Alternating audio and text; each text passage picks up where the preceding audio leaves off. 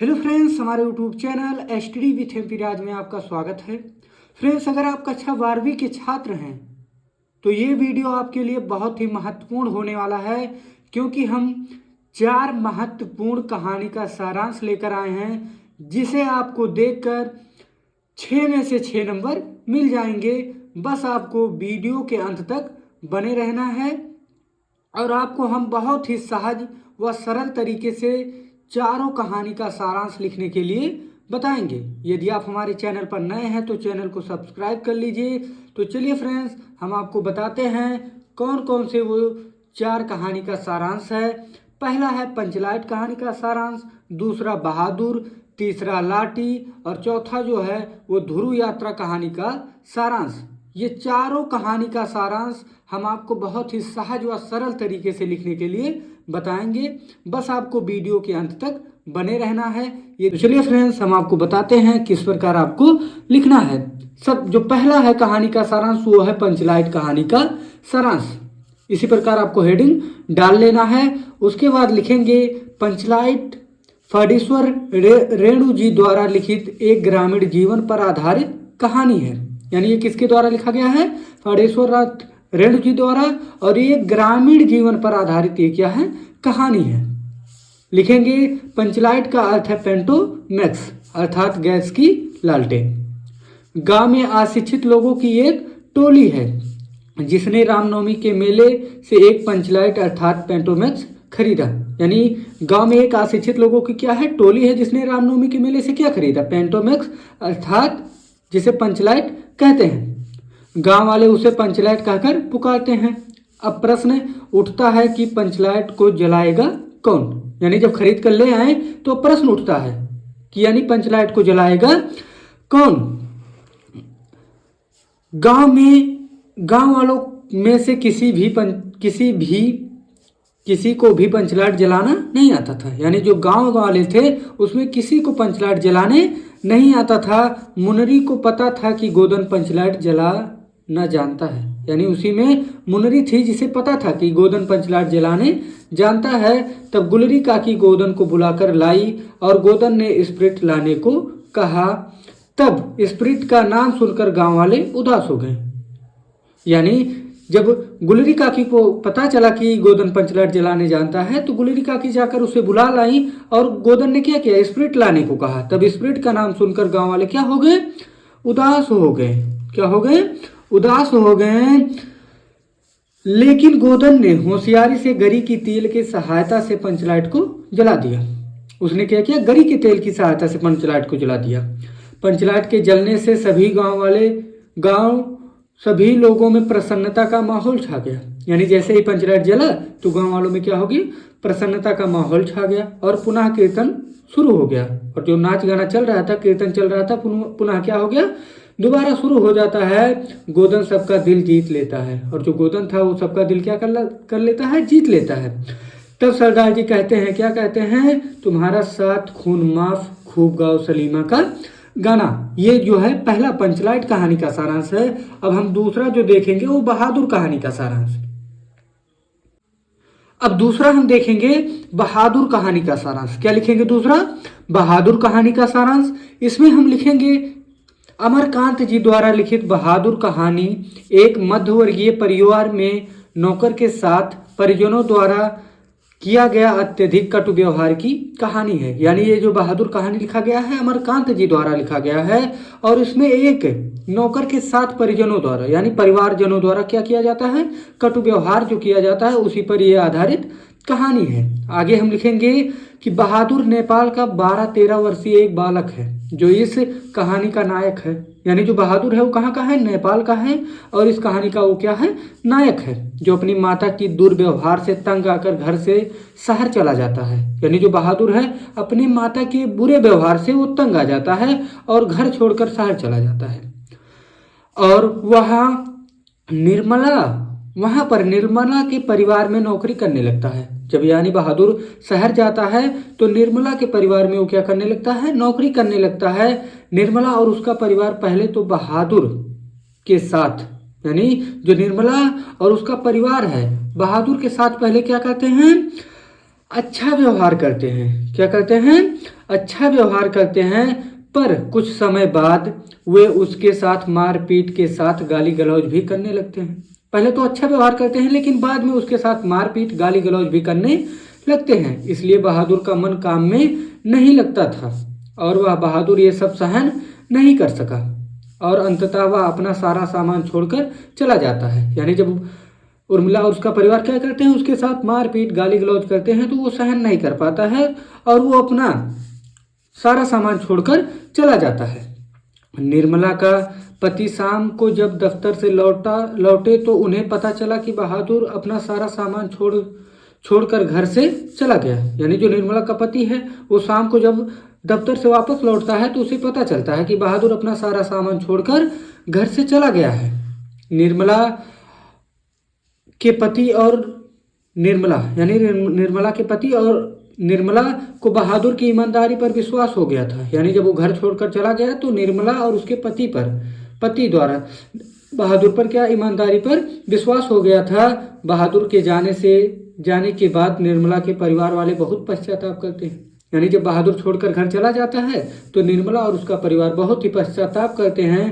परंतु अब पछताए होत का जब चिड़िया चुग गई खेत।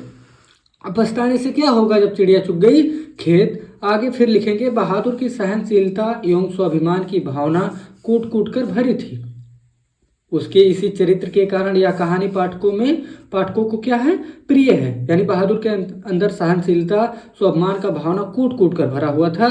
इसी कारण से उसका जो चरित्र है इसी चरित्र के कारण ही पाठकों को क्या है, ये कहानी प्रिय है। इसी प्रकार आपको बहादुर कहानी का सारांश लिखना है। उसके बाद जो तीसरा है वो है ध्रुव यात्रा कहानी का सारांश। अब हम तीसरा देखेंगे। तीसरा जो है वो है ध्रुव यात्रा कहानी का सारांश। क्या है? ध्रुव यात्रा कहानी का सारांश। अब हम इसका सारांश लिखेंगे तो लिखेंगे, ध्रुव कहानी जैनेन्द्र द्वारा लिखित हिंदी की एक प्रसिद्ध कहानी है जिसका सारांश इस प्रकार है। यानी जो ध्रुव यात्रा कहानी है वो किसके द्वारा लिखा गया है? जैनेन्द्र कुमार द्वारा लिखा गया है और हिंदी की एक प्रसिद्ध कहानी है जिसका सारांश इस प्रकार है। लिखेंगे, राजा रिपुदमन उत्तरी ध्रुव की यात्रा सफलता पूर्वक करके यूरोप के नगरों की बधाइयां लेते हुए मुंबई से दिल्ली आते हैं। यानी जो राजा रिपुदमन है वो उत्तरी ध्रुव की यात्रा क्या करते हैं, सफलता पूर्वक कर लेते हैं और यात्रा पूरा करके वो यूरोप के नगरों की बधाइयां लेते हुए मुंबई से कहाँ आते हैं? दिल्ली आते हैं। राजा रिपुदमन और उर्मिला के बीच काफी पहले से प्रेम संबंध है। यानी राजा रिपुदमन जो हैं और उर्मिला के बीच काफी पहले से क्या था? प्रेम संबंध था। लेकिन उन दोनों ने विवाह नहीं किया था। रिपुदमन विवाह को बंधन मानते थे किंतु प्रेम को सत्य मानते थे। यानी जो राजा रिपुदमन है वो विवाह को बंधन मानते थे किंतु प्रेम को क्या मानते थे? सत्य मानते थे। उर्मिला के पास राजा रिपुदमन की एक संतान भी है। उर्मिला सिद्धि प्राप्ति के लिए राजा को दक्षिणी ध्रुव जाने की सलाह देती है। यानी जो उर्मिला है वो सिद्धि प्राप्ति के लिए राजा को दक्षिणी ध्रुव जाने की सलाह देती है। आचार्य मारुति राजा रिपुदमन को विवाह करने के लिए कहते हैं और बताते हैं कि उर्मिला उन्हीं की बेटी है। यानी जो आचार्य मारुति हैं वो राजा रिपुदमन से विवाह करने के लिए कहते हैं और बताते हैं कि जो उर्मिला है उन्हीं की क्या है? बेटी है। आचार्य मारुति के समझाने पर राजा विवाह के लिए तैयार हो जाते हैं। यानी अब आचार्य मारुति जो है जब समझाते हैं राजा रिपुदमन को तो वो विवाह के लिए क्या हो जाते हैं? तैयार हो जाते हैं। परंतु उर्मिला मना कर देती है और वह राजा रिपुदमन को दक्षिण ध्रुव जाने की जिद करती है।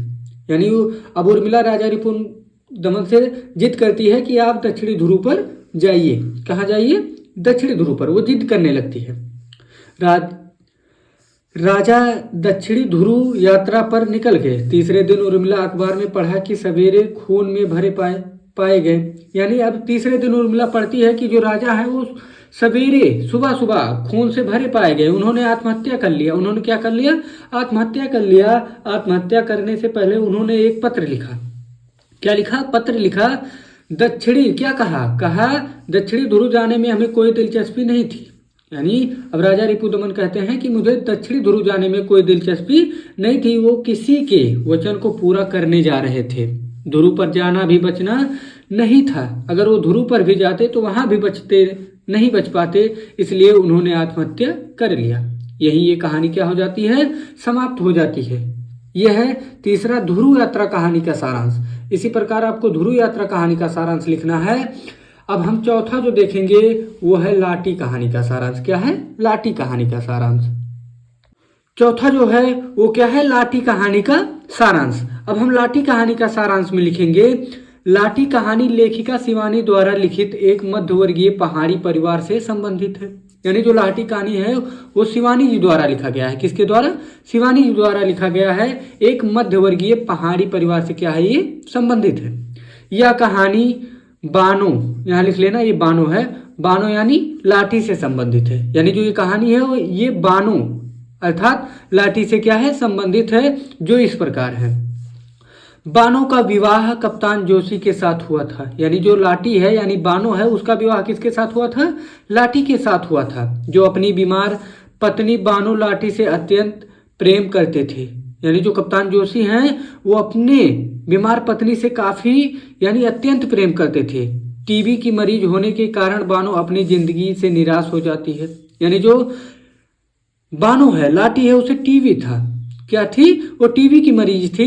इसी कारण से वो क्या थी, अपनी जिंदगी से निराश हो जाती है। तो वह नदी में कूदकर आत्महत्या करने का प्रयास करती है।